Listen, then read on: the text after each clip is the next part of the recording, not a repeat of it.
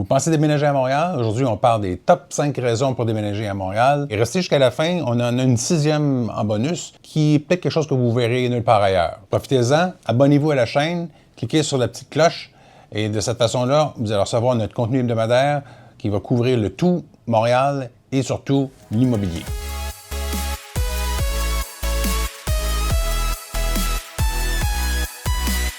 Première raison pour vivre à Montréal, les saisons. Évidemment, on est loin de l'immobilier ici, mais c'est pour moi une des principales attraits de la ville. Je sais que les gens vont entendre parler qu'il fait très froid à Montréal. L'hiver, c'est souvent ce qu'on entend à l'étranger. Les gens qui ont visité l'hiver nous parlent « Oh, votre hiver, votre hiver, votre hiver ». Par contre, c'est un atout incontestable. À Montréal, on a 4 vraies saisons. On a un été qui est hyper chaud. Il peut faire en haut de 30 degrés. On a déjà vu des journées à 35, 37 degrés Celsius fréquemment l'été, au mois de juillet, au mois d'août. Ça nous fait une belle saison estivale de 4 mois. Il y a 4 mois où on peut profiter de l'extérieur comme si on vivait dans le sud des États-Unis ou dans le sud de l'Europe. Je vous mets à l'écran présentement les plages du Cap-Saint-Jacques. Donc ça, c'est un parc qui est situé sur l'île de Montréal, et ça donne sur le lac Les Deux-Montagnes, à la jonction de la rivière des Prairies. Puis vous voyez la plage en ce moment, sablonnée, avec des gens qui s'y baignent, puis tout ça. Puis ça, c'est ouvert un bon 4-5 mois par année, cette plage-là.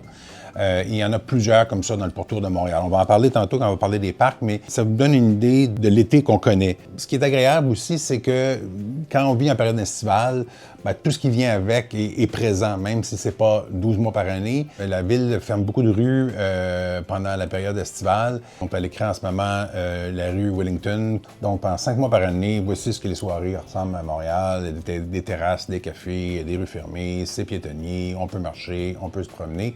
Puis j'en profitais aussi pour vous montrer un petit peu que le genre d'activité qu'on fait l'été, vous savez que Montréal, c'est une île, c'est bordé de 2 rivières. Donc, d'un bord, il y a le Saint-Laurent, de l'autre bord, il y a la rivière des Prairies, puis il y a des activités de saut de mouton, d'aller se promener dans les vagues, qui se font directement à partir du centre-ville. Oui, le centre-ville de Montréal est ici. Donc, c'est tout à fait, je dirais, entre le sud des États-Unis, le sud de l'Europe et Montréal, je vous dirais que même qu'à la limite, c'est probablement plus chaud que certaines parties d'Europe. Alors, suit l'été, évidemment, il y a l'automne qui vient. L'automne, c'est un changement intéressant parce qu'après avoir eu chaud pendant un été, à partir du mois d'octobre et novembre, jusqu'à peut-être la première semaine de décembre, il y a un refroidissement progressif qui se fait, la nature tombe en dormance et puis les couleurs changent. Ça passe du rouge au jaune. Et des fois, c'est un rouge qui est très vibrant ou un jaune qui est très presque fluo. Ça fait pour des scènes absolument sensationnelles. C'est un petit peu presque romantique pour nous, là. C'est la période où est-ce qu'on se met des chandails, on se couvre un peu, les premiers chocolats chauds, les marches en forêt, mais l'air est frais. C'est plus pluvieux, c'est notre saison plus pluvieuse. Mais par contre, ça peut être excessivement agréable. Il y a plusieurs personnes qui vont vous dire ici à Montréal que c'est leur saison favorite. Alors, suivre ça l'hiver, la fameuse hiver montréalais qu'on entend parler partout. Évidemment, à Montréal, il peut faire froid, des journées les plus froides pendant la nuit, des fois, ça peut descendre à moins 20, moins 25 Celsius. Ça, c'est le plus froid qu'on peut connaître, peut-être janvier, février. On a quand même beaucoup de neige pendant l'hiver. On a 1,75 m en moyenne de neige. 2,75 m de neige qui tombe pour Montréal. La Ville de Québec peut aller jusqu'à 3 mètres par hiver. Évidemment, c'est pas accumulé toujours parce que des fois, il y a quelques dégels pendant l'hiver. Et le soleil, souvent, va faire fondre un peu la neige de surface. Donc, mais c'est pas exceptionnel qu'on a des années où il y a 1 mètre ou plus de neige au sol. Ça peut paraître, oh mon Dieu, le froid, la neige, c'est compliqué. Mais quand vous appropriez l'hiver, ça devient une des plus belles saisons qu'il n'y a pas. Premièrement, il y a des sports qui ne se pratiquent pas l'été, qui se pratiquent juste l'hiver, puis il y a des adeptes de ce sport-là, ils attendent de pied ferme l'arrivée de la neige. On parle du ski de fond, on parle du ski alpin, on parle de raquettes, on parle de patins, on parle de hockey. Ça dure à peu près 3 mois, là, ça passe très vite. Donc, quand vous êtes actif l'hiver, vous en profitez. Je vous dirais que l'hiver, des fois même, ça se termine, puis on est un petit peu déçus que ça nous quitte. Il y a des festivals l'hiver, donc c'est pas comme si tout le monde s'en cabanait. Là. Moi, je pense à l'Igloo Fest, je pense à Montréal en lumière, où est-ce que c'est des spectacles de lumière dans la ville, vous avez des concerts à l'extérieur. Il y a énormément d'activités, c'est très vibrant l'hiver. Au niveau sur la scène culturelle, les théâtres, il n'y a absolument rien qui arrête. Mais ma recommandation, c'est pour en profiter, il faut embrasser l'hiver, il faut l'adapter et se l'approprier. Le printemps, c'est une période qui est assez courte, selon moi, parce que même quand les températures réchauffent, il commence à faire beau, mais il y a encore beaucoup de neige au sol. Donc, les mêmes activités hivernales se poursuivent, mais simplement qu'une température beaucoup plus confortable. Moi, jeune, je faisais du ski alpin, du ski de printemps, mi-mars jusqu'à mi-avril. Des fois, on allait jusqu'à début mai. Dépendamment des années, on skiait en T-shirt et tout d'un coup, on se promène dehors, il fait froid, puis une semaine, on se réveille, puis il fait un peu plus chaud, puis les bourgeons, en l'espace d'une semaine, éclos, et on voit commencer à voir les premières fleurs sortir de terre, puis tout ça, puis 2 semaines après, on voit des terrasses de restaurants qui commencent à ouvrir de façon ponctuelle dans les plus belles journées. Puis là, les gens, c'est comme une compétition de savoir qui enlève son manteau le premier, puis va aller prendre un verre de vin ou une bière en chemise sur une terrasse. Au printemps, un des gros attraits, évidemment, ce sont la cabane à sucre. La cabane à sucre, c'est quelque chose de traditionnellement québécois. On trouve ça nulle part ailleurs. Le Québec produit, je pense, je vais filmer mes statistiques, mais au-delà de 80 c'est pas 90 du sirop d'érable dans le monde. Ça fait partie de notre culture. On a pas de recettes familiales ancestrales qui sont faites à base de sirop d'érable. Et ça, c'est tellement un bel attrait. Comme je vous dis, à chaque saison, ce qui est beau ici, c'est qu'il y a une tradition rattachée à la saison. Il y a un mode de vie qui est attaché à la saison et c'est de toute beauté. Alors, le deuxième point, les parcs. La croissance de Montréal, l'importante, a commencé à peu près 150 ans. Et il y a eu une planification qui a été faite, ce qui n'a pas été fait partout nécessairement en Amérique du Nord. Le parc principal du Mont-Royal a été designé par la même personne qui a fait le Central Park à New York. Mais contrairement à New York, où est-ce que vous avez un parc magnifique qui fait contraste énorme avec une mer de béton, c'est pas du tout la même dynamique. On a un parc, le Mont-Royal, conçu, comme je dis, par la même personne, M. Olmsted. Mais par contre, c'est un parmi plusieurs autres parcs. Vous voyez, il y a l'hiver, vous pouvez patiner. À New York aussi, là, il y a une petite patinoire, mais là-bas, c'est beaucoup plus... Puis gardez en tête que vous êtes dans une montagne, vous devez gravir une montagne pour vous rendre là, puis en profiter. Vous avez, il y a quelques instants, on a vu des glissades et les gens peuvent aller glisser là toute la saison. Vous avez du ski de fond, il y a des pistes de ski de fond qui sont entretenues quotidiennement, dont on voit l'image à l'écran en ce moment. Là, on voit c'est comme des grands boulevards, mais en réalité, des petites pistes aussi qui rentrent dans la forêt, tout ça. Donc, c'est un parc qui est absolument unique. Vous avez des vues prenantes sur le centre-ville de Montréal aussi, au chalet de la montagne. C'est vraiment exceptionnel. Mais c'est pas le seul parc. Il y a vraiment, là je vous montre le parc Jean-Drapeau. Comme je disais, Montréal, c'est une île, donc le fleuve Saint-Laurent qui vient de ouest en est, qui s'en va vers l'Atlantique. Et le parc Jean-Drapeau est ici. C'est une île et maintenant ça a été complètement transformé en parc. Vous avez, ce qui est intéressant pour Montréal aussi, c'est que vous avez le parc qui s'appelle La Ronde, là, qui est un parc, ici, là, qui est un parc d'amusement qui appartient à la compagnie Six Flags aux États-Unis. Donc, vous voyez un peu l'image que je mets ici, là, avec, donc, qui est ouvert pendant la période estivale. Et dans cette partie-là, c'est la partie boisée ici que vous retrouvez. Il y a des spectacles, il y a des concerts l'été, vous pouvez marcher, il y a des sentiers en forêt, vous voyez comme il y a un petit lac dans un lac. Il y a le Casino de Montréal qui est dans ce coin-ci. Ça, cette île-là, ici, l'île Notre-Dame, qui est juste à côté, qui est en grande partie une île artificielle qui a été construite il y a très, très longtemps. Vous avez le circuit de la Formule 1 de Montréal là-dessus. Donc, imaginez aussi, ça, c'est un site assez enchanteur, je pense, sauf erreur, que c'est le seul circuit de la Formule 1 qui est sur une île. Imaginez la vue quand vous êtes sur les estrades, puis vous voyez les bâtiments du centre-ville qui sont ici. Et vous avez une île verte dans laquelle il y a une course de voitures.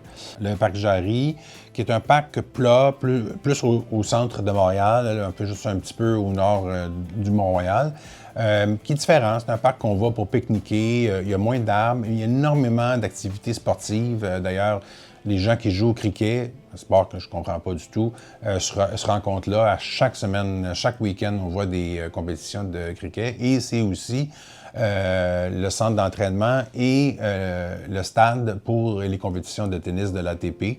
Il y a d'autres parcs, évidemment. Il y a le parc Jeanne-Mance qui est en bordure du Mont-Royal, où est-ce qu'on peut se donner des sports. Il y a du volleyball. Vous avez les édifices du centre-ville, puis vous jouez au volleyball au pied des édifices. Vous roulez en voiture pendant 10-15 minutes, vous allez croiser plusieurs parcs à différentes grandeurs.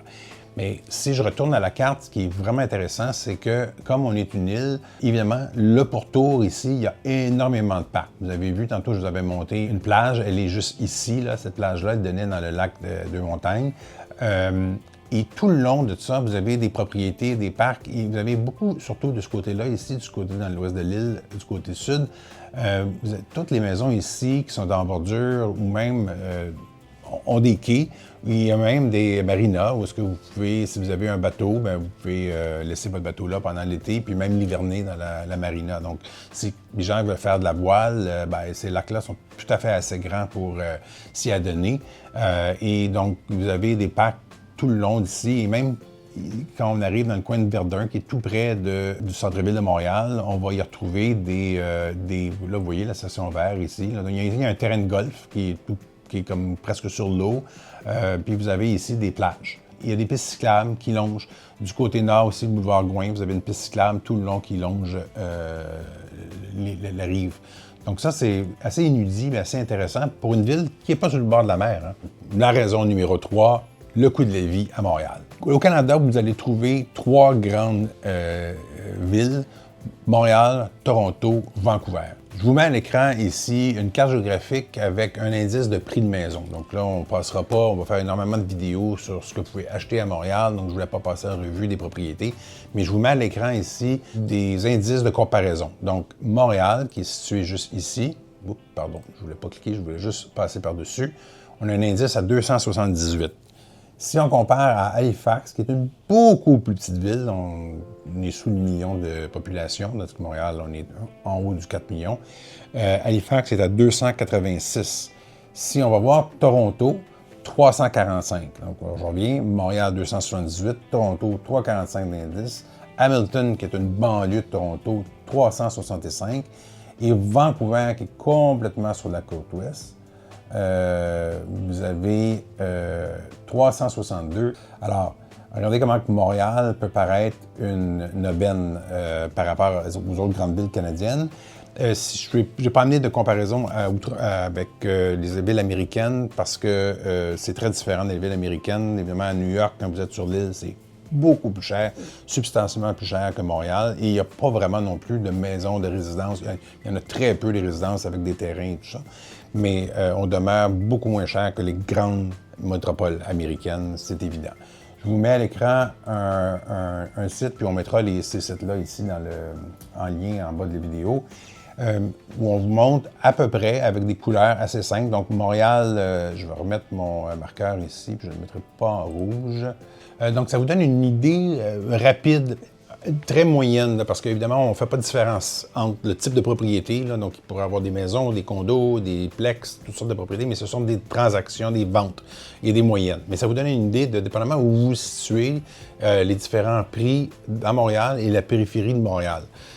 Donc, juste pour bien vous situer, là, c'est parce qu'avec les couleurs, c'est pas facile. Donc, vous avez ici le centre-ville de Montréal qui est dans cette région-là.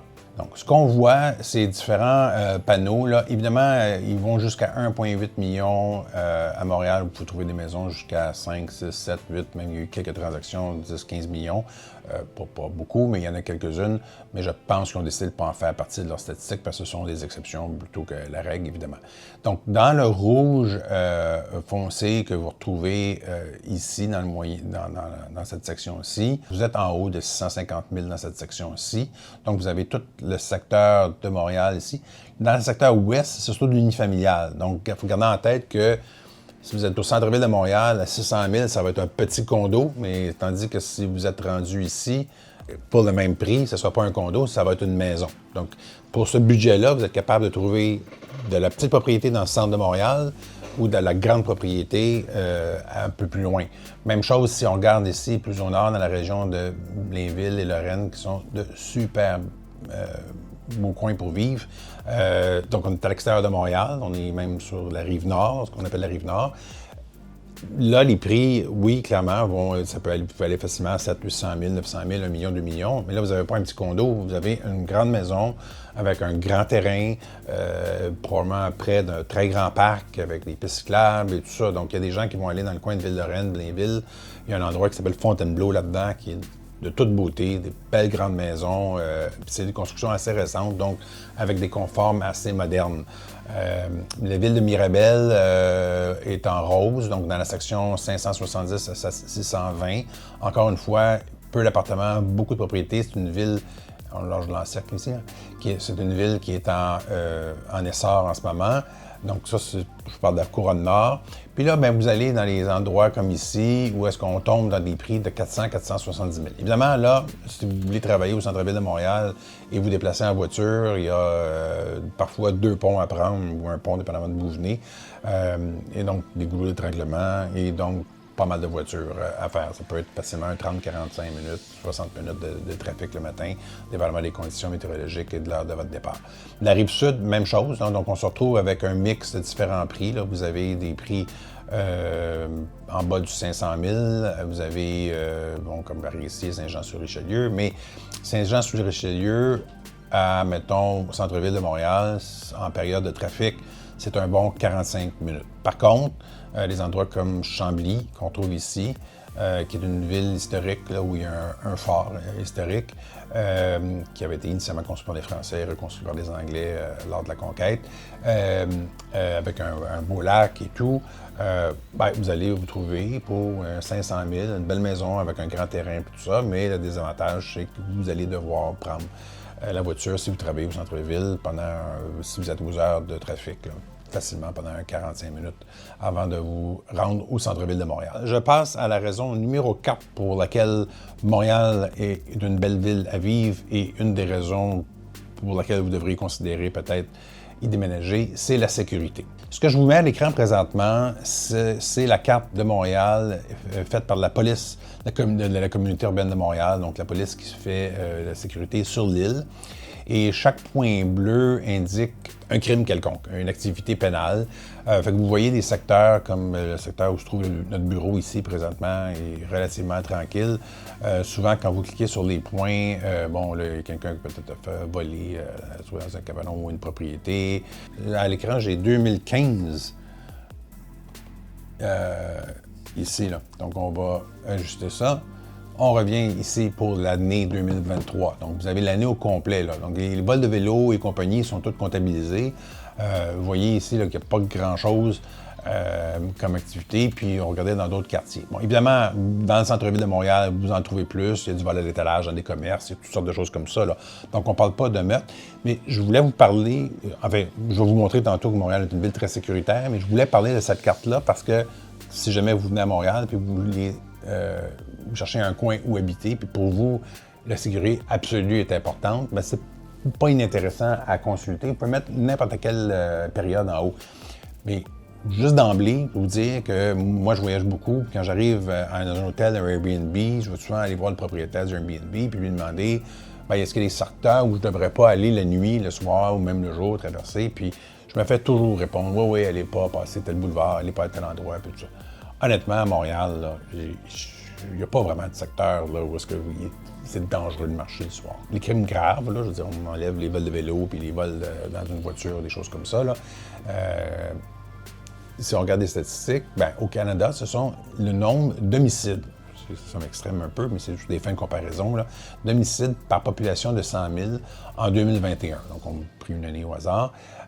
On voit que la ville de Regina a presque 6 meurtres ou homicides par année. Et quand on descend dans les villes, donc Winnipeg, des villes plus connues, Edmonton en Alberta, Hamilton en Ontario, Halifax en Nouvelle-Écosse, qui est la capitale des Maritimes, qui est quand même très faible. On parle de 2 homicides par 100 000 habitants. Saint-John, qui est la capitale de Terre-Neuve. On continue l'exemple. vous n'avez toujours pas vu Montréal là-dedans. Hein? Alors, on continue à descendre et on arrive ici à Montréal avec un homicide par 100 000 habitants par année. Vous avez des villes comme Saint-Louis à 88, donc juste pour mettre en perspective. Tantôt, je vous parlais de Montréal à 1,11. Là, on est à Saint-Louis, 88. Vous avez Nouvelle-Orléans, 51. Chicago, 28,6. Columbus, 19. Passa, 17. Écoutez, là, on descend. Là, on voit que la courbe diminue moins rapidement. On est très loin des chiffres canadiens. Là. La ville canadienne, la pire, on a vu tantôt, c'était juste en dessous de 6 de mémoire. Là. Je vais peut-être retourner voir vite pour aller voir. Oui, en dessous de 6 par 100 000. Alors, le Canada est un pays très sécuritaire. Puis, si on regarde Montréal, figure parmi les plus sécuritaires au Canada. Donc, c'est toute une raison évidente pour considérer Montréal comme une destination. Raison numéro 5 pour déménager à Montréal, la culture. Montréal, c'est une ville assez unique de ce côté-là parce que vous avez quand même une grande métropolitaine, une grande agglomération métropolitaine d'un peu plus de 4 millions d'habitants, donc une ville à grande majorité francophone. Par contre, si vous connaissez un peu l'histoire, le Québec était sous le joug des Français, après ça, c'est venu sous le joug de l'Angleterre. Donc, il y a quand même une communauté importante d'anglophones, donc un peu moins qu'1 million d'habitants dans le Grand Montréal, qui ont leur culture, leur façon de faire. Et comme toute ville nord-américaine, on est tous des immigrants à la base, parce qu'il y avait les Premières Nations ici avant nous. Et on est venus, indépendamment des problèmes que l'Europe a survécu, de toutes sortes d'endroits. Donc, les Portugais, des Espagnols, les Italiens, on a eu plusieurs vagues d'immigration. Et ce qui est super intéressant à Montréal, c'est que tout ça, même si les gens gardent leur culture ethnique, tout ça, c'est mélangé à merveille. Donc, tout le monde se côtoie, il n'y a pas d'animosité nulle part. Il n'y a aucun quartier où vous allez aller là, puis même s'il y a une prédominance d'une culture, cette culture-là va vous regarder et va vous dire « Mais qu'est-ce que tu fais ici? » Ça n'existe pas, ce phénomène. Il n'y a pas de ghetto culturel à Montréal. Pas du tout. Vraiment, vous pouvez aller vivre où vous voulez, puis on va vous accepter. Il n'y a pas d'endroit où il faudrait vraiment que vous venez de telle culture pour y habiter. Ça n'existe pas comme phénomène. Donc, le fait qu'il y ait ce respect-là entre les différentes cultures, crée un héritage culturel qui est super intéressant là, au niveau des arts, au niveau de la restauration, au niveau des spectacles, l'apprentissage des langues. C'est facile d'aller apprendre des langues. Le fait que tout le monde côtoie comme ça, c'est une paix qu'on a toujours pris pour acquis à Montréal, puis on prenait pour acquis que c'était comme ça dans le reste du monde, mais malheureusement, là, depuis 25 ans, les choses changent à beaucoup d'endroits sur la Terre. On échappe à cette tendance-là, et puis ça parle beaucoup de la culture des Montréalais et des Québécois. On a aussi des institutions importantes comme le Musée des Beaux-Arts, la Place des Arts. En fait, c'est même architecturalement très intéressant. C'est dans le centre-ville de Montréal. Vous avez plusieurs salles de spectacle. Vous avez l'Orchestre symphonique de Montréal qui est juste à côté, dans son propre bâtiment, dans un bâtiment qui est tout en bois à l'intérieur, qui est toute beauté, qui était assez récent, mais vraiment très beau. Et là-dedans, la Place des Arts, souvent, c'est de grands spectacles qui sont là, puis tout ça. Vous voyez un petit peu ce que je vous mets à l'écran en ce moment. Mais puis, c'est des fois c'est francophone, des fois c'est anglophone, des fois ce sont des prestations qui viennent d'ailleurs sur la Terre. Mais des théâtres comme ça, d'importance comme ça, il y en a d'autres. Évidemment, les concerts plus connus, les artistes récents, se font dans les mêmes ancêtres qui servent à jouer au hockey, qu'on appelle le Centre Bell à Montréal. Mais vous avez des théâtres, du théâtre, là, vous en avez énormément à Montréal, beaucoup de salles de théâtre. Et je reviens encore sur le multiethnique, vous avez ça dans les deux langues. Donc, quelqu'un qui veut voir un peu de théâtre anglophone, vous pouvez le voir, francophone, vous pouvez le voir. Donc, voilà, ça fait le tour un petit peu pour le culturel. Donc, il y a beaucoup. Montréal offre énormément et moi, ça fait plus de 50 ans que j'y vis et puis on dirait que j'ai jamais fini de faire la tournée de ce que Montréal a à offrir côté culturel. C'est en mouvance énormément. Ça. Donc, le 6e point, dépendamment d'où vous venez, ça peut surprendre un peu. En fait, c'est notre côté, beaucoup de monde vont dire qu'on est un petit peu européen, un petit peu américain, puis c'est vrai qu'on est une espèce de bébête hybride entre les deux, mais notre côté culinaire, je pense que, notre amour de la nourriture nous vient peut-être de nos cousins, nos ancêtres français, mais dans la façon de présenter, la façon d'inventer les choses, il y a un côté Far West, il y a un côté Nouveau Monde. J'ai pas peur aux yeux, j'ai pas froid aux yeux, je suis prêt à m'aventurer, à essayer toutes sortes de choses, toutes sortes de concoctions et on aime beaucoup créer. Alors, oui, on a un héritage culinaire. Je veux dire, le Québec a été a été forgé par des gens qui ont couru dans les forêts. L'hiver était très dur autrefois quand il n'y avait pas de chauffage, quoi que ce soit, pas de moyen de communication. C'était compliqué. Alors, c'est sûr que c'est une nourriture qui est très riche, qui est faite pour passer à travers l'hiver. Assez modernisée beaucoup. Il y a des restaurants maintenant qui en ont fait une gastronomie, mais il y a énormément d'inventions, d'inflorescences. Donc, si je prends certains pays qui sont plus ancrés dans les traditions, je prends un exemple d'un pomerol en France dont la concentration de merlot, si vous voulez avoir l'appellation contrôlée, doit être d'un certain pourcentage et bon, certaines recettes quasiment qu'on doit suivre. Même chose en Italie, en Espagne, partout. Vous n'avez pas ça en Amérique du Nord. Donc, vous n'avez pas ça au Québec non plus. Donc, il y a un essor, il y a énormément de microbrasseries qui ont apparu dans les dernières années. Énormément, là, même chose qu'il y en a trop, on craint pour la survie financière de certaines. On dirait que tout le monde voulait en partir une, mais il y a des bijoux qui sont faits, il y a des bières qui ont gagné des prix au niveau international. Mais c'est des créations. Là. Les gens n'ont aucune limite, ils essaient des nouveaux produits, puis des fois, c'est pas des succès, mais des fois, il y a des petits bijoux qui se dégagent de ça. Et dans nos que ce soit notre production de fromage, production de vin, je sais, oui, le vin, des fois, il y a peut-être les Européens vont se poser des questions quand on dit ça, parce que comment un raisin peut survivre à l'hiver ici, mais on a réussi à trouver soit des cépages, il y a des gens qui utilisent la géothermie pour chauffer les vignes l'hiver, en tout cas, on a réussi à créer des petits bijoux. Évidemment, c'est pas des grands crus européens, c'est complètement différent. On a des vins classiques, mais on a aussi beaucoup de vins de nature. Je mets à l'écran présentement un cépage, une maison qui s'appelle Pinard et Filles. Je n'ai jamais goûté ce vin-là. J'ai jamais eu l'occasion de faire la ligne d'attente assez pour obtenir une bouteille. J'aimerais bien un jour. Mais il y a des vins, des restaurants médaillés Michelin, je pense 2 ou 3 étoiles en Espagne et ailleurs, qui maintenant ont, c'est les vins nature, là, qui ont servi leur vin récemment. Donc, ça vous donne une idée comme quoi ce sont des vins qui sont non conventionnels, mais dans un monde qui est de plus en plus ouvert au changement, les producteurs québécois commencent à se forger une place. Donc, je vais terminer juste en vous montrant quelques petits restaurants de Montréal. Évidemment, il y a une sélection. En fait, il y en a beaucoup qui ouvrent, il y en a beaucoup qui ferment, tout ça, mais il y a énormément de mouvance en ce moment dans la scène des restaurants de Montréal.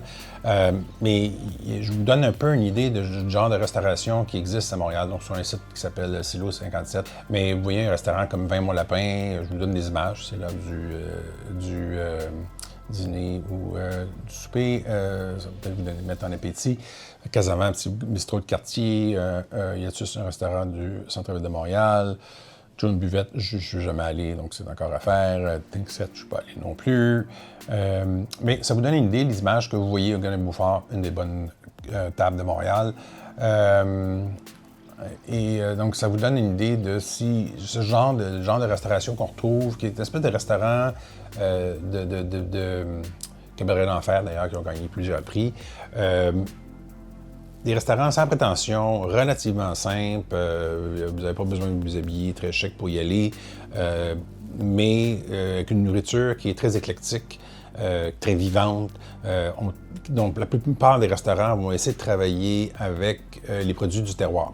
Donc, dans la mesure du possible, évidemment, avec les conditions climatiques, mais de plus en plus, ces restaurants-là vous allez aller dans certains restaurants, on va vous juste présenter une liste d'ingrédients avec vous avez carrément le nom des producteurs locaux à côté et on vous amène un menu dégustation. Vous n'avez aucune idée de ce que vous allez prendre, mais c'est des choses qui sont faites et qui sont retravaillées à chaque semaine.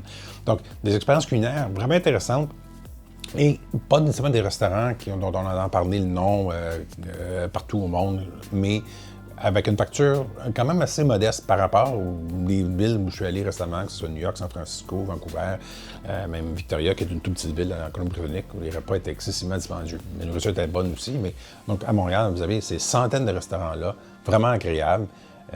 Et moi, je pense que c'est pas quelqu'un qui est en amour un peu avec la restauration. Ça fait un argument additionnel pour vouloir y déménager. Alors, abonnez-vous à notre chaîne. Cliquez sur la cloche pour vous assurer de recevoir toutes les notifications. On produit du contenu chaque semaine.